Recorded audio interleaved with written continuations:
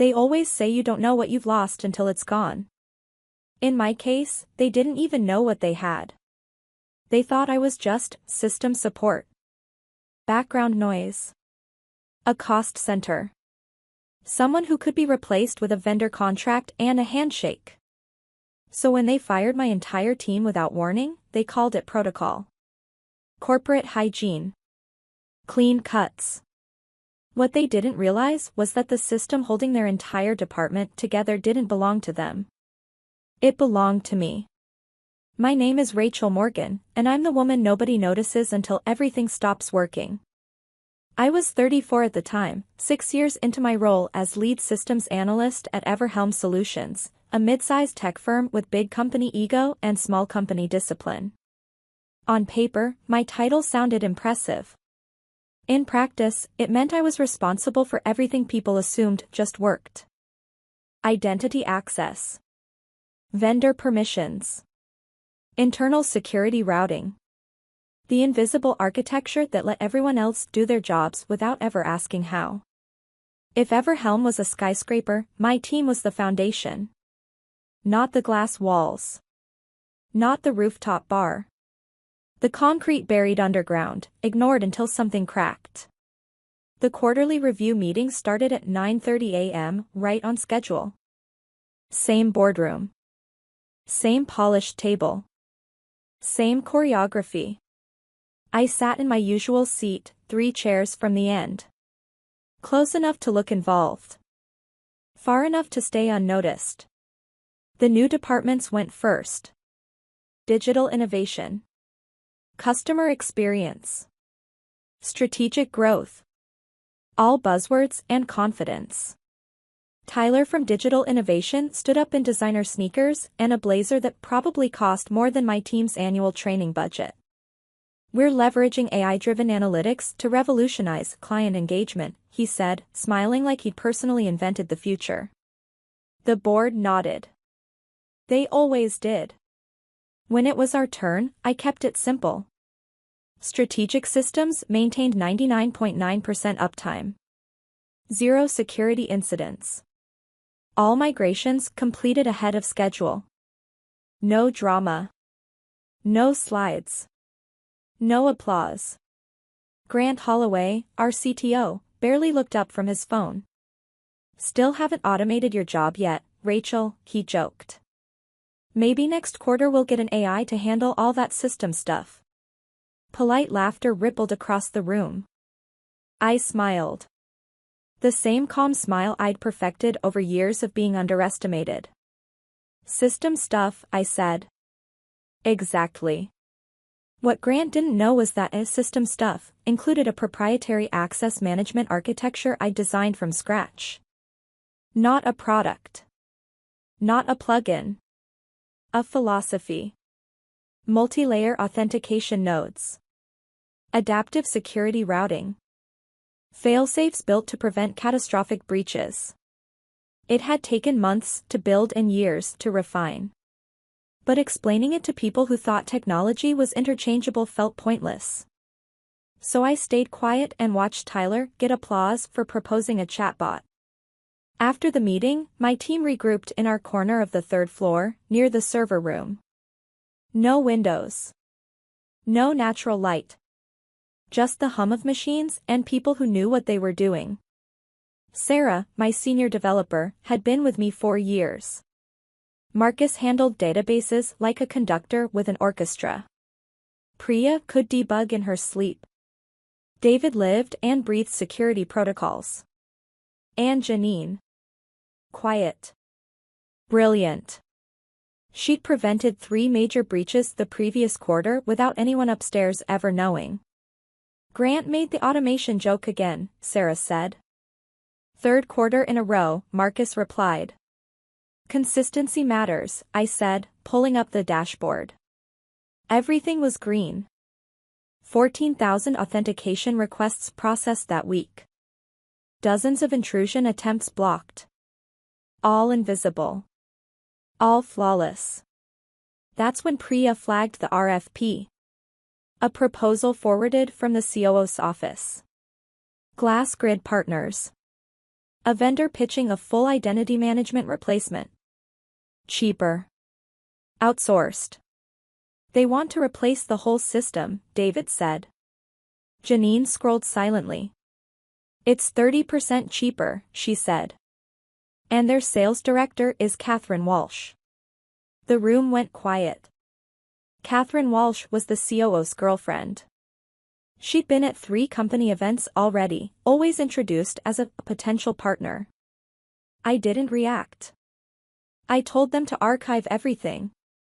Documentation. Logs. Emails. That night, long after the office emptied, I pulled up the original system contract. Section 14, subsection C, the clause I'd insisted on after our first major outage years ago. The core system architecture remained under the intellectual property control of the designing analyst. Any migration or modification required my written certification. Unauthorized changes allowed me to deactivate core instances to prevent security breaches. Legal had barely read it. Too technical. Too buried. But it was signed. Tuesday morning started like any other. Coffee. Early logs. At 7:48 a.m., my phone buzzed. An automated HR message. As of today, the Strategic Systems Group has been dissolved. Please return company equipment by close of business. I read it twice. Then again. Messages flooded in. My team locked out. Security escorting them out. Preston Hale, our new COO, waiting by the elevator. It's protocol, he said in his office, gesturing to a chair I didn't take. We're pivoting. Vendors. Leaner operations. He avoided my eyes. Your position is secure for now. We'll need you for the transition. He asked for admin access by end of day. I went back to my desk. Everything was still running. Green lights across the board. I opened the maintenance calendar and scheduled a routine license verification. Friday. 12:03 a.m. The system accepted the request. Perfectly. The next day, Catherine Walsh arrived with her engineers. Confident. Polished. Already acting like the building belonged to her. I gave them a surface tour. Interfaces. Basic APIs. Nothing proprietary. When she asked for admin access, I showed her the license clause. Her smile tightened. That's unusual, she said. It's necessary, I replied. By Thursday, panic set in. They couldn't replicate the architecture. They didn't understand the adaptive routing. They were running out of time. Preston demanded cooperation. I stayed calm. I followed protocol. On Friday night, as the clock approached midnight, the system entered maintenance mode. Authentication nodes cycled offline. The vendor's migration collapsed. The system locked itself down exactly as designed. Not broken. Protected. When Preston demanded I fix it, I told him my terms. My team reinstated. Full back pay. Oversight restored. By morning, everything was green again. My team was coming back. The invisible foundation had finally been noticed, but only because the building shook. And this was only the beginning. By Monday morning, the building felt different. Not louder. Not quieter. Just aware. Like a body that had felt pain for the first time and finally noticed the nerves. I arrived early, as always, coffee in hand, and for the first time in days, the security badge beeped green without hesitation. My team was already there. Sarah at her desk, Marcus running diagnostics, Priya reviewing code, David checking logs, Janine quietly rebuilding what the vendor had damaged. No speeches. No victory laps. Just people returning to work, because that's what professionals do. Upstairs, the executives were scrambling. Emergency meetings. Legal consultations. Compliance audits. The vendor's system hadn't just failed. It had introduced vulnerabilities. 17 of them, according to David's initial scan. Hard-coded credentials. Improper access escalation. Logging gaps that would have made any serious security professional lose sleep. This wasn't just incompetence. It was negligence. And suddenly, the board cared very much about system stuff. By noon, I was called into the boardroom. Not the small glass one. The real one. Long table. Heavy chairs. The portraits of former CEOs watching like disappointed ancestors. Martin Klein, the CFO, sat at the head. Ava Lindley from compliance was already there, laptop open, eyes sharp. Legal sat quietly to the side, flipping through documents they should have read years ago. Ms. Morgan, Martin said, we need a full account. So I gave them one. Not emotional. Not theatrical. Just facts. The architecture. The license. The termination timeline. The failed migration. The vulnerabilities. The protection mechanisms. I explained how the system didn't crash. It defended itself. How the maintenance window wasn't sabotage. It was routine. Scheduled. Documented. Approved. Ava asked the question that mattered. If your team had not been terminated, would this have happened? No. The word landed clean and final. If we'd been involved, the vendor would never have passed review. The vulnerabilities would have been flagged. The conflict of interest would have been documented. The migration would have been stopped before it touched production. Silence followed. That's when Martin spoke again. Preston Hale is no longer with the company. He said it like a weather update. No drama. Just fact. Effective immediately. I nodded once. Not satisfaction. Closure. By the end of the meeting, the board had approved everything I'd demanded. Full reinstatement. Back pay. Written apologies. Oversight authority restored.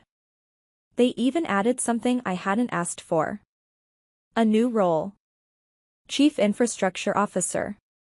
Reporting directly to the CEO. Equal footing with the CTO and COO. I asked for the weekend to think.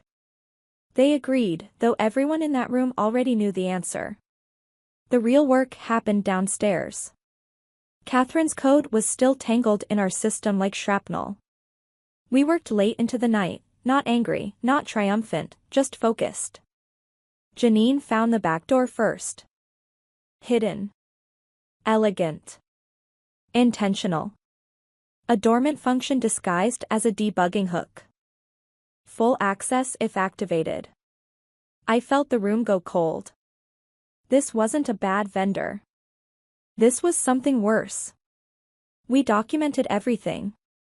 Forensics. Logs. Timestamps. Ava was on the phone within minutes. Federal authorities were notified. Catherine Walsh went from sales director to investigation subject in under 12 hours. Her company froze operations by morning. Saturday came quietly. I slept later than usual and woke to messages that mattered more than any board decision. Sarah sent a photo of her kids at breakfast. Marcus confirmed his mortgage paperwork was safe. Priya just wrote, "We knew you'd protect us." That night, the board finalized their decision. Preston's resignation became permanent. Grant Holloway, the CTO who joked about automating my job, took a leave to reassess leadership. Funny how perspective changes when systems stop forgiving ignorance. Monday, I accepted the CIO role. Not because of the title. Because someone needed to make sure this never happened again. My first act wasn't moving offices. It was restructuring. Infrastructure was no longer a basement function. We created specialized teams. Operations. Architecture. Development. Security. Compliance. Each led by someone who actually understood the work. My team didn't just get their jobs back. They got authority. Budgets. Voices. The culture shift was immediate. Meetings changed. Buzzwords died quickly when people had to explain what their systems actually did. Vendor proposals faced technical review before executive enthusiasm. Documentation became a requirement, not a suggestion. Engineers stopped being invisible. Not because they demanded attention, but because leadership finally learned to look. 3 months later, the quarterly review felt surreal. I stood at the front of the same boardroom. Same table. Same chairs. Very different tone. 0 security incidents. 17 breach attempts detected and prevented. Uptime at 99.99%. Infrastructure costs down, not up, because prevention is cheaper than recovery. The board listened. Not politely. Intently. When I finished, no one joked. No one scrolled their phone. They understood now. After the meeting, I walked back to the 3rd floor. Some habits don't change. The server room still hummed. The lights still blinked green. Marcus was training a new hire. Sarah was refining procedures. Priya was building something better than what we had before. David was hardening defenses. Janine was quietly designing the next evolution of the system. The invisible machine, stronger than ever, maintained by people who were finally seen. I checked the dashboard one last time before heading home. All green. As always. And I thought about that Tuesday morning text. 7:48 a.m. One automated message meant to erase a team. What Preston never understood was simple. You can fire people. You can dissolve teams. But you cannot erase knowledge. You cannot replace craftsmanship with shortcuts. And you cannot take control of a system you never bothered to understand.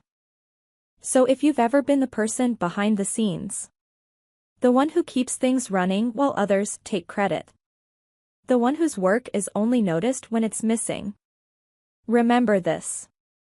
Invisible does not mean powerless. It means underestimated. And underestimated people, when pushed far enough, change everything. If this story resonated with you, I'd love to hear your thoughts. Drop a comment below and tell me where you're watching from or if you've ever been the person holding everything together in silence.